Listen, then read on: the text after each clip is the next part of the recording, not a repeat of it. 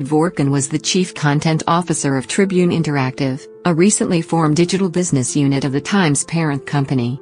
The main reason for his removal was not very clear.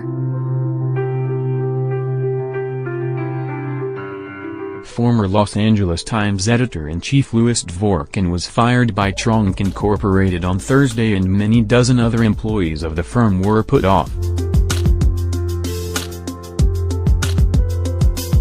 Dvorkin said the decision to part ways with the company was mutual. He noted that his heart just wasn't in the various initiatives that Tribune Interactive was planning.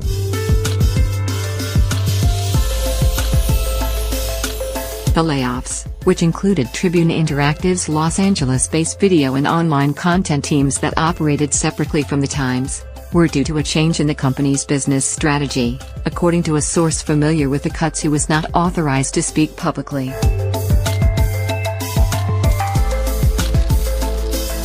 Departing employees in Los Angeles said they were laid off en masse during a staff meeting early Thursday afternoon that was originally supposed to be led by Dvorkin. But he did not appear for the meeting, and instead, employees were told by a human resources manager that they were being let go. The manager cited a reorganization, according to people who were there. The news comes after a tumultuous few months for Tronc and the Times, starting in August when several top editors were ousted from the newspaper. Tronc named Ross Levinson, a former Yahoo and Fox executive, as Times publisher. Levinson in October named Dvorkin editor-in-chief of the Times. Dvorkin's tenure was brief, just 3 months, and marked by several hostile encounters with the newsroom. In January, Levinson was placed on unpaid leave after NPR reported that he had been a defendant in 2 sexual harassment lawsuits earlier in his career and engaged in frat boy behavior in work settings before joining the Times.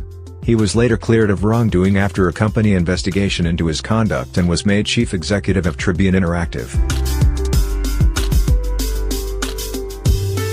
Also in January, the Times newsroom voted overwhelmingly to join the News Guild Communications Workers of America, in part out of frustration with corporate ownership and concerns about pay.